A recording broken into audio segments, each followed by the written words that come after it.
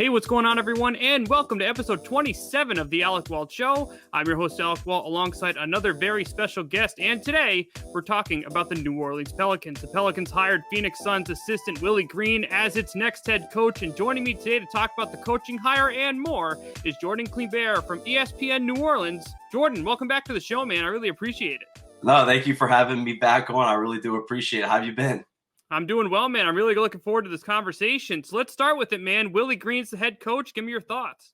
I personally love the hire. I kind of knew it was going to be him the past 2.5 weeks. It was probably one of the worst kept secrets in the NBA. Yeah. I really enjoy the hire because he's a former player and he is a former Hornet. So before the Pelicans, obviously it was New Orleans Hornets.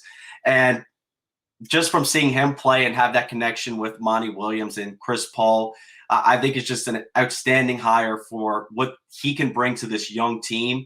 I know he's been in the league for 12 years, and one of those seasons was with the New Orleans Hornets. So just bringing back him, knowing the culture already, that's going to have him be a step ahead. And I think any other hire that the Pelicans could have brought in. Do you think he's the right head coach for Zion and Ingram? I think he is the right head coach because I was told a few weeks ago that BI and Zion joined I want to say like a Zoom conference call with Willie Green. So I think those two players were a key role in bringing in Willie Green from what I was told. So I think those two players are very happy with the hire. And I think they did have something to do with, him being named the Pelicans' next head coach. So if those two are going to be happy, they were pretty happy last year with Lonzo Ball. Does Green change anything with his future? What do you think happens with Lonzo here this offseason? Well, I remember last time on the show, I was kind of hesitant with BI just from his performance of last season and how it didn't shape up. I thought he was going to continue going on that upwards growth from when he won Most Improved Player, but we kind of saw him dip off a little bit. However, I do see BI staying here for at least the near future, but Lonzo's kind of another story. I know him and Rich Paul, there's been some tweets that have been put out there that they're going to do whatever in the best interest for him and his team. And I just don't see the Pelicans going back and trying to either match that offer sheet that they have. I know a few years back when we had Eric Gordon, we matched the offer sheet when he was trying to go to the Phoenix Suns. But I think this is a completely different scenario to where if the other teams are offering such a high price, I think the Pelicans would just allow them to walk because they can find other pieces with the amount of picks and just draft capital that they have. So how did the Pelicans get Zion and BI to the playoffs if Lonzo's not in the picture?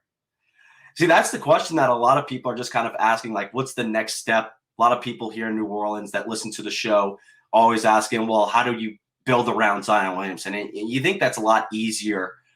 It's a lot easier said than done, but there's so much more that goes into it. You have to form pieces around. I mean, is he going to be playing point Zion the entire time throughout the entire game? See, me personally, I envision him doing that in clutch situations to where he needs to bring up the ball in order to, make a basket or kind of extend a lead or bring them back into a game.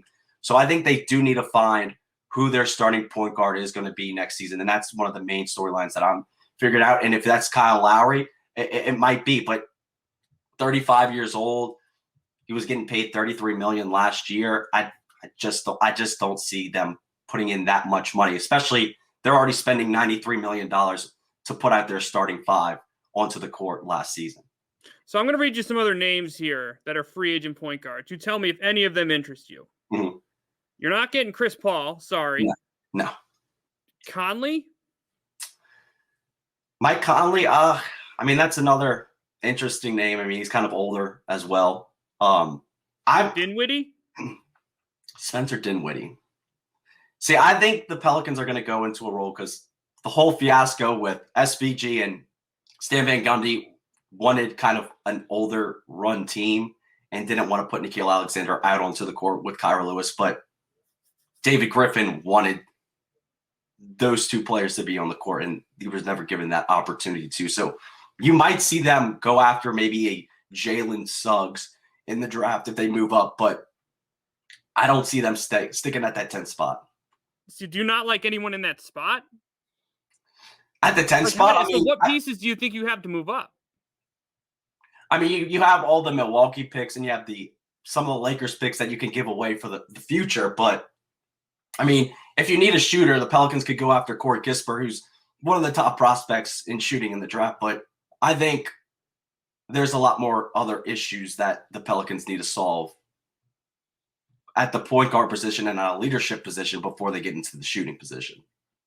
I'm going to have to disagree with you on one sense, though. I don't think they trade up. I don't think you guys have. I don't think it happens. I think there's a lot of pieces. I mean, we have some bad contracts on the team, like Eric Bledsoe is a bad contract and Steven Adams a bad contract. So maybe if you can entice a team to include that 10 pick and Eric Bledsoe or Steven Adams and then maybe some other pieces, maybe you'd be able to move up into the draft. But I don't know. Maybe not moving up in the draft is the right decision for the Pelicans. Maybe you have to look at it from a veteran standpoint. Maybe go get that veteran, guard, go get that leader that I was talking about. Because right now, your starting five, like I said, it's $93 million to put on the court. The Phoenix Suns, who was in the NBA Finals, $92 million, their starting five. And wow. The Pelicans didn't even sniff a play-in game. And so I keep going down the list. And Memphis is at $51 million. The Hawks, $46 million. Then the New York Knicks at $38 million. All those teams made the playoffs. So when you're a team like the Pelicans spending $93 million and not even sniffing a play-in game, there's definitely a level of concern, especially if you're David Griffin, because this hire of Willie Green, I mean, your job's basically on the line. Yeah, I was just about to say, so he's definitely on the hot seat coming into the season. Oh, yeah. I mean, if it doesn't work, this is going to be his most likely his last coaching hire. Yeah. So how many years do you think this duo has together? Like if it bombs this year, you think he's done, or do you think they have 2 years of flexibility? Oh, you mean for Willie Green or no for Griffin? Oh, for Griffin, I don't know. Since he just made the hire, I think you kind of have some leeway because Willie Green is basically a rookie head coach.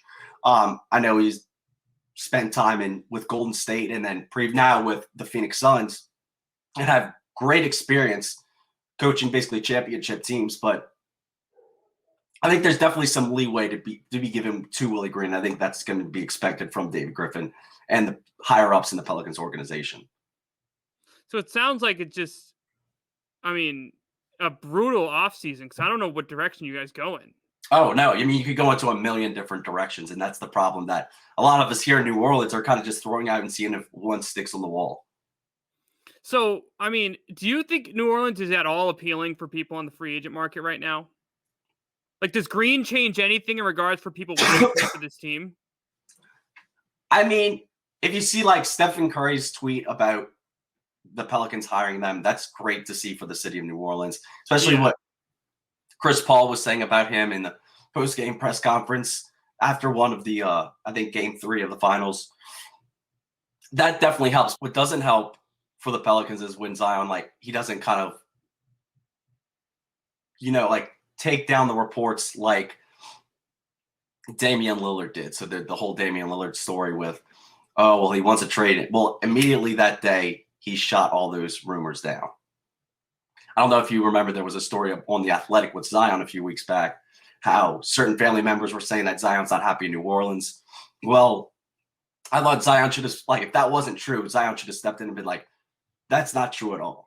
With him not saying anything, there's kind of like a truth to that. So that's very concerning if you're New Orleans Pelicans and trying to gain traction to free agents or players that either could be traded here or players that get drafted here, because you have that preconceived notion of what New Orleans as a city is.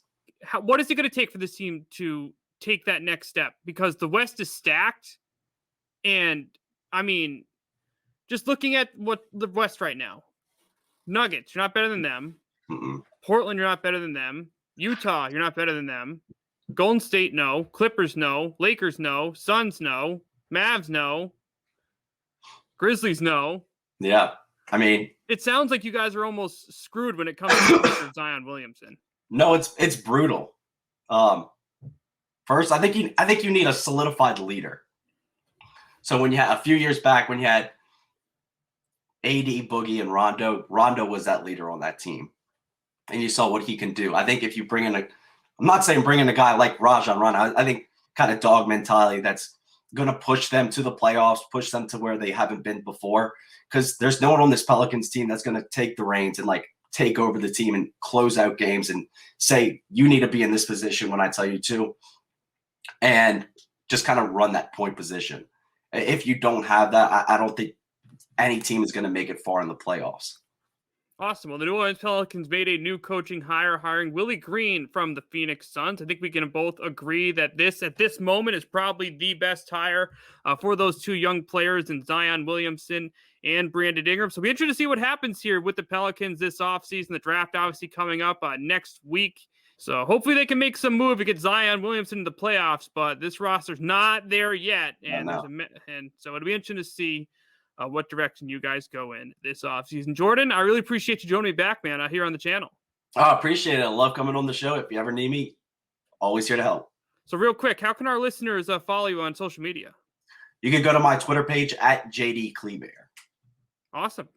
Do that right now. JD Kliebert on Twitter. You can follow him right there. Don't forget to subscribe to this channel here, Down the Block Sports here on YouTube. Like this video. You're going to want to check out more of our content coming very soon. So definitely hit that subscribe button and like this video here on Down the Block Sports. Thank you, everyone, for tuning in, and we'll see you very soon.